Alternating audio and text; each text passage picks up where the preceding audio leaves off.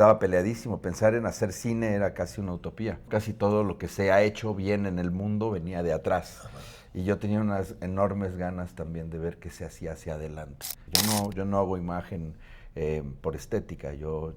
Para mí, el oficio de diseño de producción es narrativo totalmente. Mira, te voy a decir la verdad. Yo creo que la gran mayoría de la gente con la que trabajamos no terminan de entender el oficio del diseño de producción. Hay una parte secreta.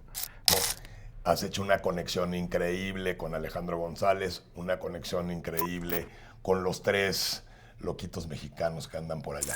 Domador de fieras. Domador de fieras. Platícanos Sí. un poquito de ese látigo, por favor. Y si yo hubiera tenido como objetivo cuando estaba haciendo los videos musicales o los cortos, que me iba a ganar un Oscar, güey, me hubiera reído de mí mismo, ¿no? Claro. Porque al final lo que fue una consecuencia de pasos pequeños dados apasionadamente.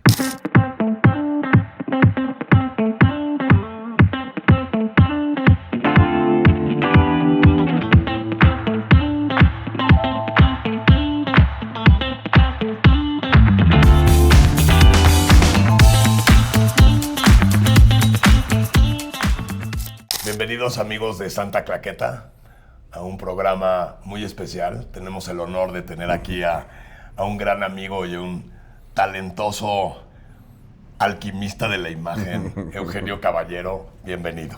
Muchas gracias por invitarme. Qué rico poder estar conversando un poquito aquí contigo. Después de tantos años de conocernos, hacía la cuenta, Santitos la hicimos en 99, ¿no? No, 96. ¿96? Sí. En 96 fue mi primera dirección de arte.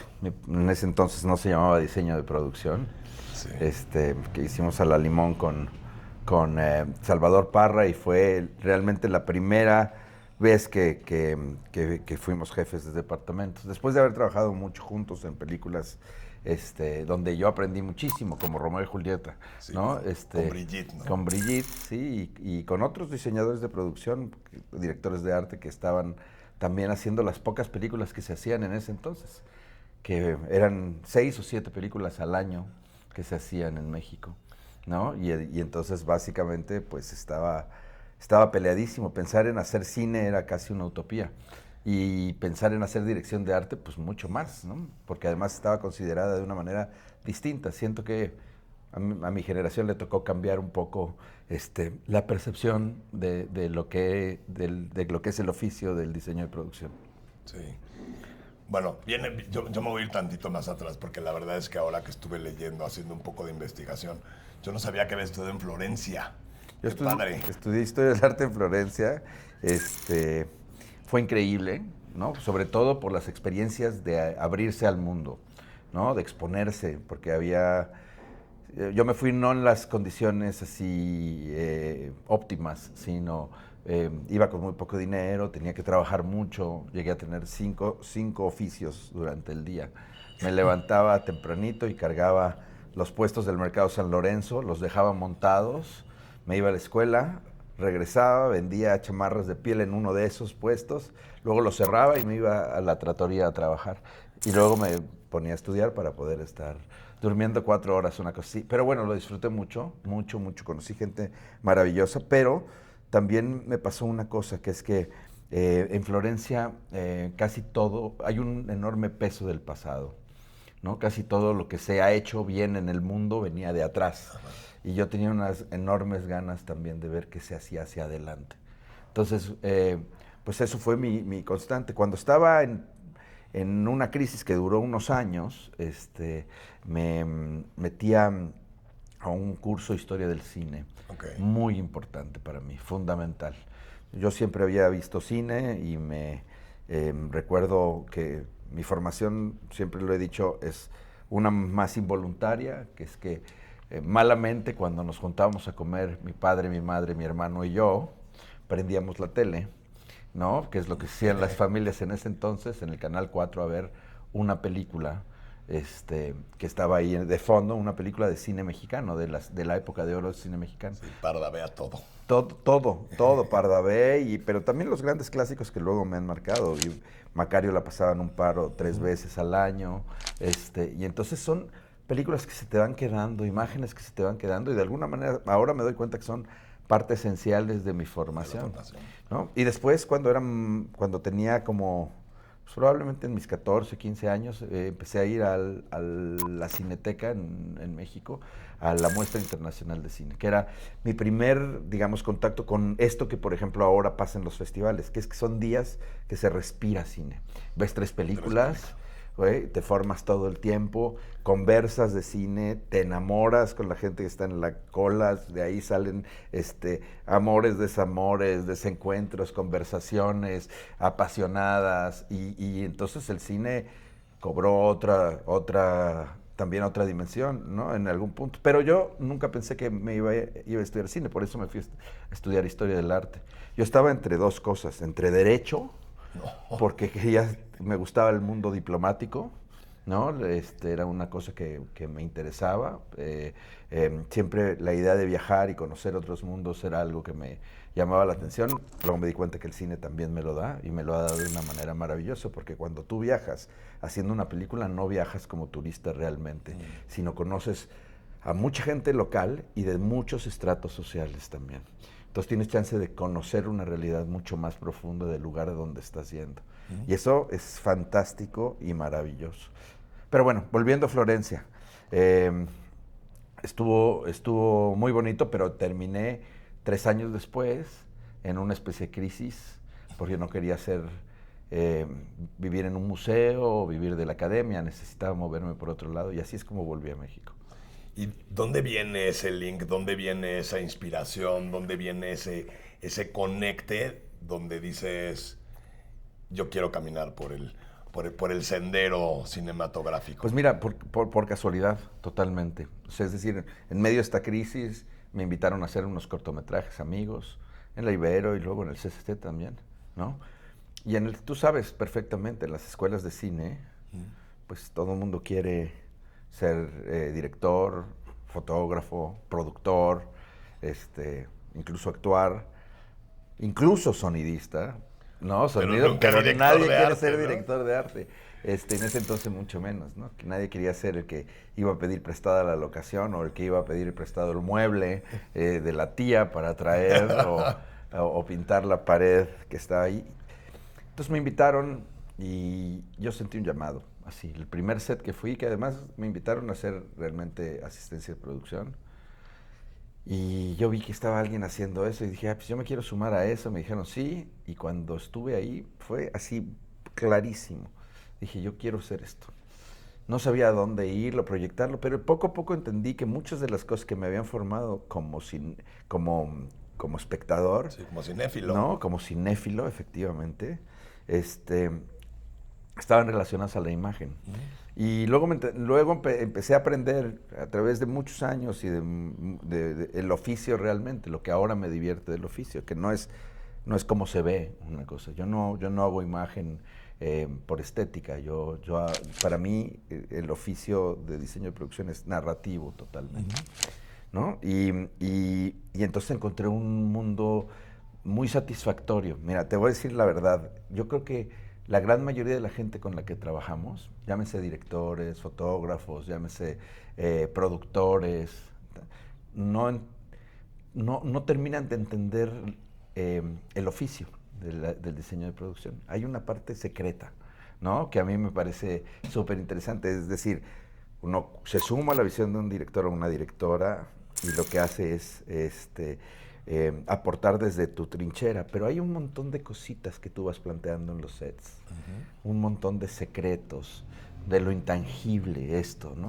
Que van construyendo el personaje, que van construyendo la imagen, pero que muchas veces ni siquiera los directores se dan cuenta. No tienen por qué. ¿Por qué? Porque al final están en otra cosa.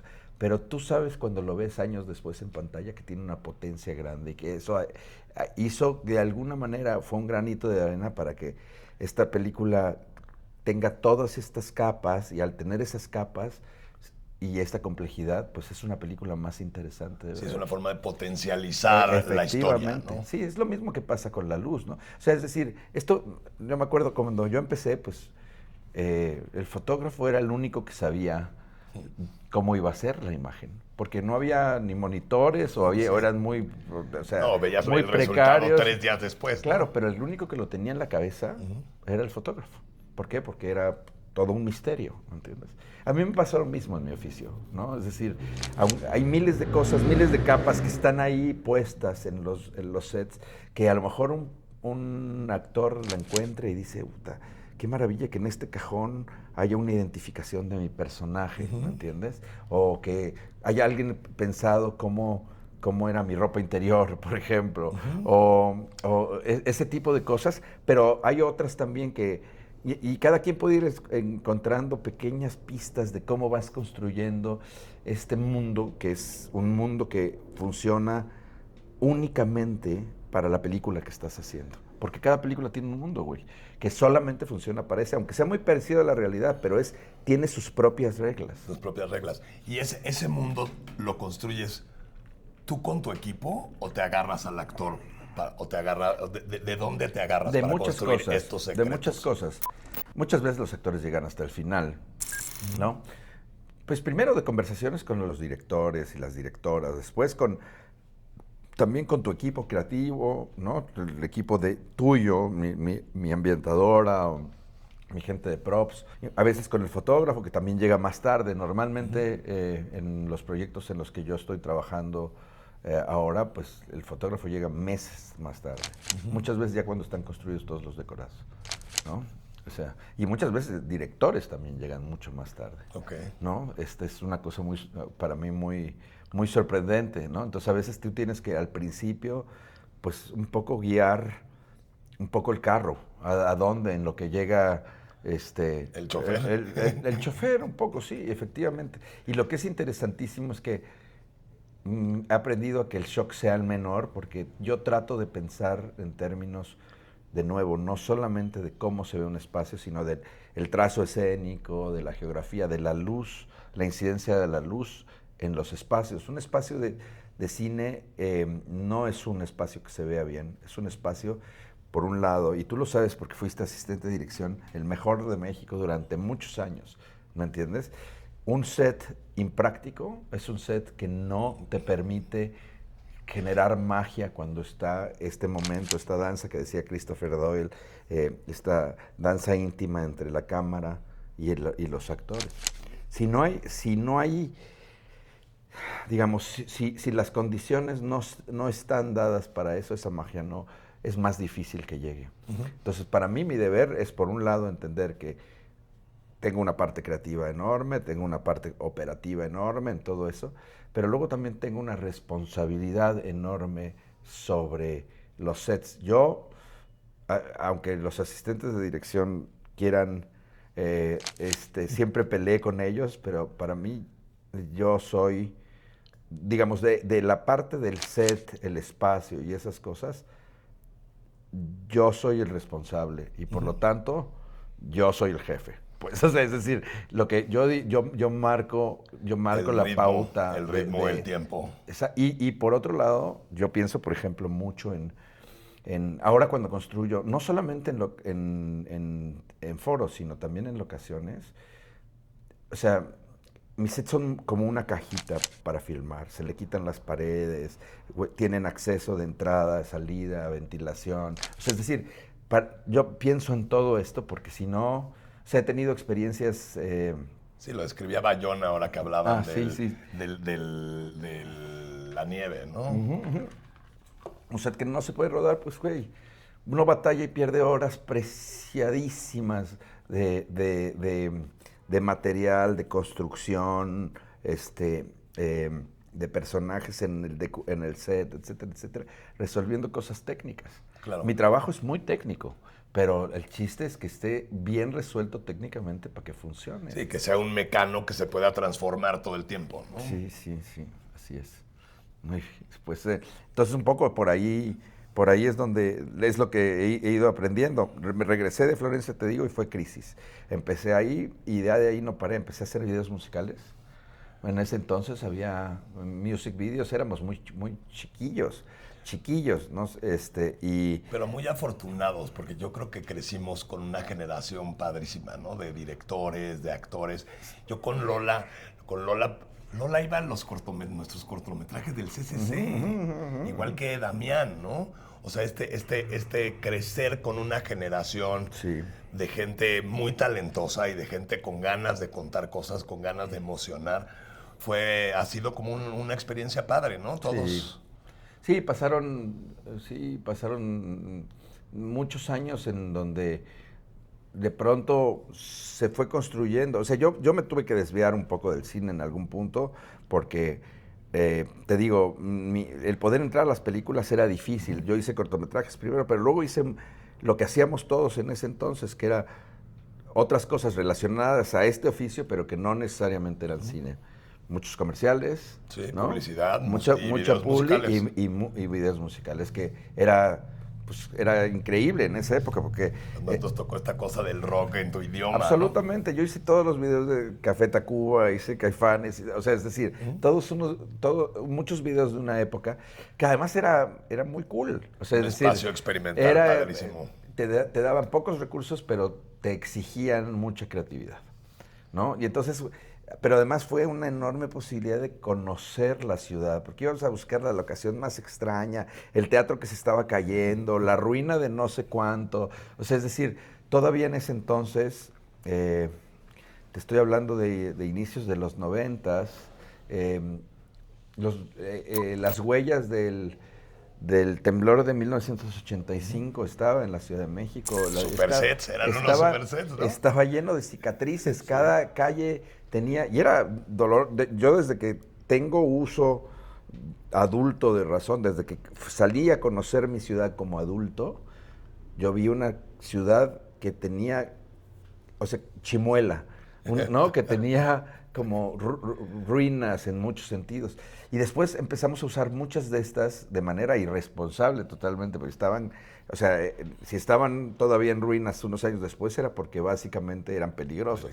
Pues nos metíamos con los crews de cine, de video, de videos musicales y hacíamos Lluvia, un ¿no? montón de, claro, un montón de imágenes ahí. Y claro, la lluvia la hacíamos nosotros, los efectos lo hacíamos nosotros. O sea, aprendimos de todo, ¿no? Y fíjate que hay una parte ahí que estaría padre platicar, porque finalmente yo creo que las limitantes económicas que tenía ese cine, que actualmente tiene el cine mexicano, siempre la limitante económica es una invitación a la creatividad. No, no, absolutamente. Entonces, haber venido de esa escuela seguramente tiene una repercusión actualmente en el tipo de cine que haces ahora, ¿no? Donde ya la limitante no es esa, sino es otra. Siempre hay limitantes económicas, siempre.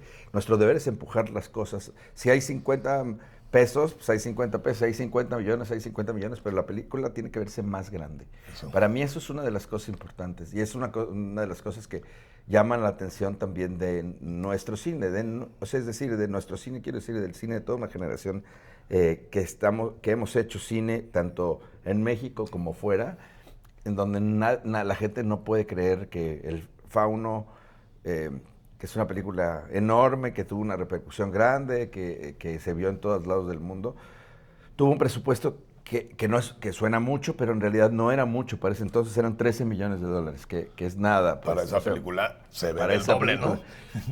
La del tsunami que hicimos se ve del doble, ¿no? Competimos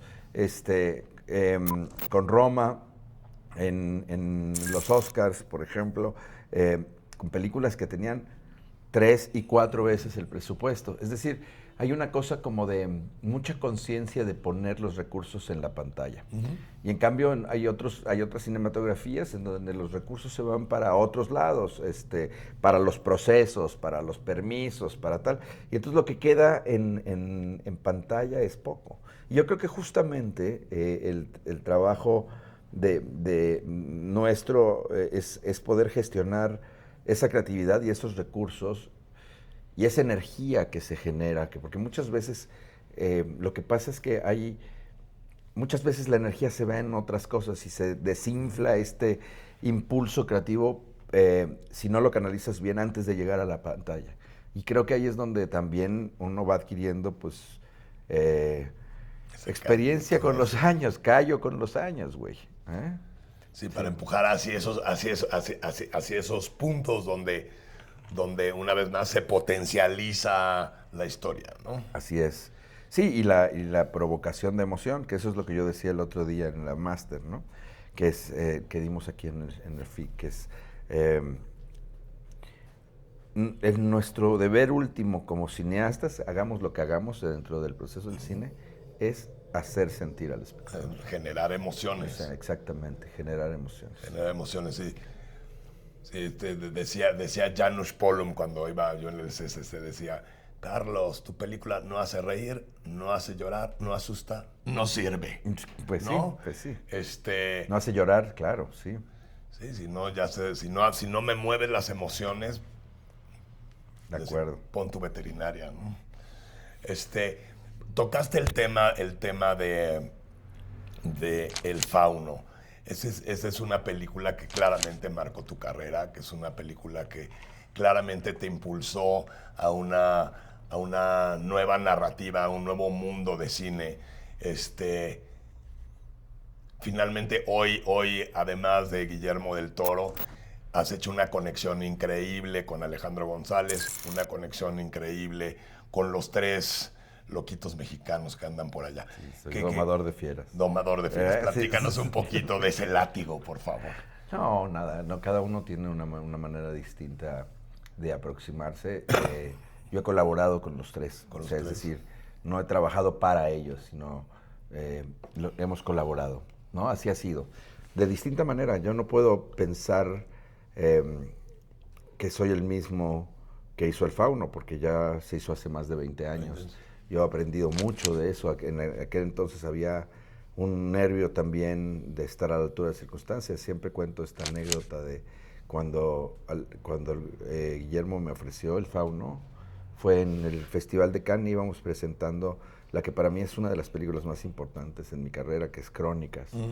¿No? Que tú decías que sí hubo un parteaguas en El Fauno, pero ese parteaguas viene como consecuencia de algo que se fue construyendo muchos años antes, desde Santitos, otras películas, siempre había esta gana de llevarlo un poquito más lejos, ¿me entiendes? Y eso se fue notando y entonces fue abriendo puertas y, digamos, si yo hubiera tenido como objetivo cuando estaba haciendo los videos musicales o los cortos, que me iba a ganar, que me iba a ganar un Oscar, güey, me hubiera reído de mí mismo, ¿no? Claro. Porque al final lo que fue una consecuencia de pasos pequeños dados apasionadamente, ¿no? Sí, que fueron sumando energía, y eso me parece fundamental cuando hablas con estudiantes y eso. Es decir, ¿cuántas veces no hicimos cortos que nadie vio, sets que nunca salieron, texturas que nadie entendió y que te pasaste toda la noche texturando una pared?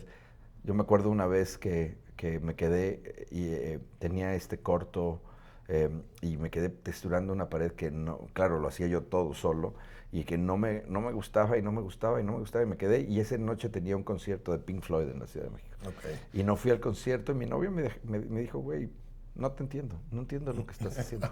No entiendo por qué estás haciendo esto, ni tal. Nadie va, porque una pared es más importante que Pink Floyd, nadie va a ver ese cortometraje, tal, no sé qué, etcétera, etcétera. Y probablemente tenía razón, pero bueno, yo ahí está, duro y dale, necio como soy, ¿no? Y nada, eso. O sea, y sí, nadie vio ese cortometraje, pero bueno, como esas miles, ¿no? Miles de sets que haces que no... Fíjate, ahí tocas un tema padrísimo, porque yo te recuerdo mucho en Santitos y ahora que me vino a la cabeza El Zurdo. Pero sobre todo, me parece que yo creo que como ser humano y como cineasta, y más trabajando con gente sensible a cualquier nivel, yo creo que hay una cosa que admiro mucho de ti, o que he visto con tu trabajo, que es la forma, o sea, cómo le das la vuelta a la frustración y la pones siempre en un lugar que construye y te hace seguir adelante y no que destruye. Porque finalmente en este mundo de las limitantes, en este mundo de la gente sensible, pues finalmente es una constante esta historia, que de pronto las cosas no son como te las imaginas, ¿no? Entonces me parece que eso es esa es como una lección muy linda, ¿no? Esa es una lección de... Bueno, se llama supervivencia, es decir, al final estamos hablando justo de tratar de poner la energía y los recursos en la pantalla, o sea, es decir, yo también cuando me encabrono mucho, güey, tú lo sabes, tú, ¿no? A mí me decían mal genio caballero, ¿Sí? ¿no? Pero eso se me ha quitado con Con el tiempo, con el ¿no? tiempo. Este, pero sí, muchas veces también el enojo lo utilicé para eso, para ponerlo en la pantalla. ¿Sabes? Es decir, que no. Chinga, van a ver cómo sí. Sí. ¿No? Jalar el tren, etcétera, etcétera, y ponerlo en el lugar donde tal. Casi como catarsis, ¿no? Ok. Este, Sí, es un poco como el miedo, ¿no? El miedo tiene también esa el fuerza, miedo ¿no? tiene eso, justamente, el miedo y la duda, todo eso, o sea, es decir, pero sí son, o sea, es decir, las respuestas que encuentras cuando dudas, da miedo justamente esa parte, porque a veces dices, puta, el dudar, no sé, mi equipo, la gente, tal, están esperando de mí, que no sé, tal. Y da vértigo, pero cuando encuentras la respuesta, es mucho más sólida de lo que traías antes también, ¿no? También hay otros tipos de miedo. Yo me gané el Oscar muy joven. Muy, hablabas del Fauno. El Fauno, pues claramente hay un golpe de suerte. O sea, la película está muy bien, lo hicimos con todo el amor, con toda la fuerza, etcétera, etcétera. Como muchas otras películas, ahí está la genialidad de Guillermo, este, pero y la pasión de todos nosotros. Pero cuando a mí me dieron el Oscar, había una cosa de, ¿y si no estoy a la altura de las circunstancias? ¿Y si esto va a acabar mi carrera en vez de potencializarla y van a estar esperando que yo siempre tenga una cosa? Me tomó muchos años de hacer un montón de proyectos para que yo encontrara mi tranquilidad con respecto a eso. No fue fácil, Centro, ¿no? no fue fácil también en algún punto en México. Eh, pues algunos colegas también, como que había cierta animadversión, así como de, ya este güey, ¿no? Ya se la creyó. ¿No? Y de pronto, pues sí era un poco, fueron años en donde hubo que encontrarse, pues, ¿no? Hubo que tomar distancia, yo me fui a hacer cine fuera, este, hubo momentos interesantes de cuestionamiento personal acerca de dónde llevar todo esto, la carrera, la creación, el propio, ¿sabes? Como, eh, sí, buscar un camino que te hiciera sentir bien, que te hiciera sentir tranquilo y fuerte en ese sentido. Pero bueno, volviendo a la anécdota que les iba a contar sobre lo de Guillermo. Guillermo me ofreció el Fauno en Cannes. Y me acuerdo perfecto que me invitó a cenar. Estuvo 2 horas conmigo. En esas 2 horas me explicó toda la película. Me la contó con todas sus conexiones, tal, mientras él cenaba. ¿No? Yo, ahí, comida fría, porque me estaba escuchando así, anotando cada una de las cosas, los temas y la chingada. Terminó de comer, dijo, güey, terminó de contar, de comer, y dijo, nos vemos en unos meses, me voy a ir a escribir el guión. No lo tenía escrito, sino lo tenía En la totalmente en cabeza. la cabeza. Yo me quedé haciendo nada. Huesos de no sé qué animal, de lo que se comió Guillermo, mi comida helada. Yo ahí sintiéndome que necesitaba prepararme cabrón para hacer esa película, que no estaba ahí y yo ya tenía una carrera grande en los comerciales, yo era uno de los, tú te acuerdas, de Sí, los señor. diseñadores, teníamos 26 años y llenábamos foros y foros y foros de escenografía, ¿no? Pero yo sentía que no, si no me preparaba no iba a estar a la altura de las circunstancias. Ok. Entonces paré todo lo que estaba haciendo y me dediqué los meses que él se dedicó a hacer El el guión. guión, a investigar, a hacer un cuaderno de investigación, a tal. Cuando llegó él, se lo mostré, se dio cuenta que estábamos en el mismo patín, yo ya me sentía más preparado y empezó todo este periplo, digamos, ¿no? El periplo de ir también a trabajar a otro país que siempre impone, Con gente que no con gente que conoces. no conoces. Eso me pasa todo el tiempo. Yo me he convertido en una especie de, eh, pues como de experto en armar equipos, porque al final, al lugar que voy, casi nunca puedo llevar a casi nadie, ¿no? Por cuestiones sindicales, por tal, no sé qué, este, Al final, si acaso llevo una persona o dos personas que son puestos que son demasiado súper especializados y que no puedes conseguir en otro lugar. Porque al final, si no, sería pagar desplazamientos sindicales y tal. El cine en otros lugares es también mucho industria, muy industrial, digamos, ¿no? Pero bueno, rodamos esa película que fue muy difícil. Yo me acuerdo que justamente el primer equipo de producción renunció. Y renunció de manera muy sonora. Me acuerdo que ¿El Fauno? Sí. Estábamos en el equipo, digamos, el line producer español, ¿no? Todavía no salía toda el financiamiento, había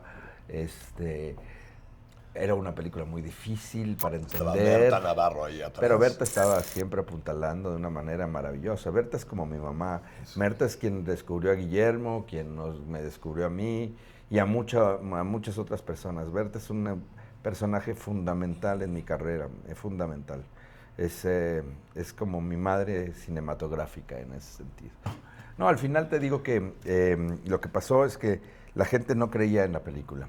Fue muy difícil, que una película hecha por un mexicano que hablaba de la Guerra Civil Española, pero además en fantasía, qué falta de respeto, ¿sabes? Ese tipo de cosas, con personajes muy arquetípicos, porque al final es una película con un código de género muy específico. Entonces, el primer equipo de producción, me acuerdo que la oficina era como una pecera, tenía puertas de vidrio, etcétera, etcétera. Y ahí estábamos dibujando a lápiz. En el centro estaba la oficina de Guillermo, que también era otra pecera, que de alguna manera veía todo alrededor. Y en ese momento no estaba Guillermo, estaban solamente mis dibujantes. Y se paró, llegó gritando la que iba a ser la line producer en algún punto. No sé cómo le creen a estos mexicanos, esta película no se va a hacer. Quédense bajo su propia responsabilidad, pero deberían de irse y ¡pum! Azota la puerta de vidrio, así sentíamos que se rompía todo, pero una cosa súper escandalosa. Entonces así estaba el Fauno. El Fauno parecía que, o sea, tenía muchas cosas en contra. Y al final nadie se imaginó lo que iba a pasar con esa película, ¿no? Entonces, claro, sí, se abrieron muchas posibilidades, claro. Y fue otra vez esta interpretación que le dieron al miedo o a la frustración o a las cosas en contra, y acabó siendo lo contrario, ¿no? Pues sí, y eso ha pasado en muchas películas también, ¿no? Y luego hay películas que uno cree que van a ser increíble, que el guión es maravilloso, que se hacen con cariño, que a lo mejor uno se la pasa muy bien, etcétera, etcétera, y que estás casi seguro que van a quedar bien. Y no quedan. Y no conectan, ¿no? Y no conectan, ¿no? Y es muy extraño, la alquimia del cine es muy extraña, sí. ¿No? Está lleno de intangibles, que eso también es muy interesante, sí. De cosas que no se pueden tocar, no se pueden controlar. Hay una cosa de magia, hay que hacer el trabajo lo mejor que puede uno, de la manera rigurosa, etcétera, etcétera. Poner el corazón y el amor en cada proyecto, pero después pues ya se tejen hilos invisibles que si son fuertes, porque al final logramos conectar todos los del equipo y entonces se va tejiendo una misma cuerda, pues entonces pues con esa cuerda puedes jalar montañas, pero a veces justamente salen 80 cuerditas chiquitas que se rompen al primer tirón. Sí. ¿No? Aunque se vea precioso porque está lleno de luces, ¿no? Sí, pero es súper random eso, ¿no? O sea, no hay manera de leerlo hasta que sucede, ¿no? Así es. Hasta que va a la pantalla. Eugenio, muchas gracias por estar con nosotros. Este es un podcast dirigido a los jóvenes. Si quisieras darles unas palabras de despedida, muchas gracias. Pues gracias por permitir hablar de estas cosas. Yo siento que ahí en lo que hablamos hay un par de cosas que son importantes, que es que creo que lo más importante es del tamaño que sea el proyecto que estén haciendo, pues tomárselo en serio y hacerlo de la mejor manera posible, de la manera más apasionada posible. Y que aunque parezca que no va a ningún lado, a la larga eso abre más tarde una puerta, ya sea en los demás o en ti mismo, que puede llevarte a otra puerta y a otra puerta y a un pasillo más grande y quién sabe dónde puede acabar ese pasillo, ¿no? Muy bien. Eugenio, gracias por la generosidad de esta conversación, que además se convirtió en esta conversación de tomar un café contigo. Muchas gracias por tus palabras, muchas gracias por estar aquí. Ya lo iremos a perseguir a otro lado para que nos cuente qué pasó después del Fauno, porque nada más llegamos hasta ahí, ¿no? Muchas gracias, chicos de la Santa Claqueta. Nos vemos en la próxima. Que viva el cine.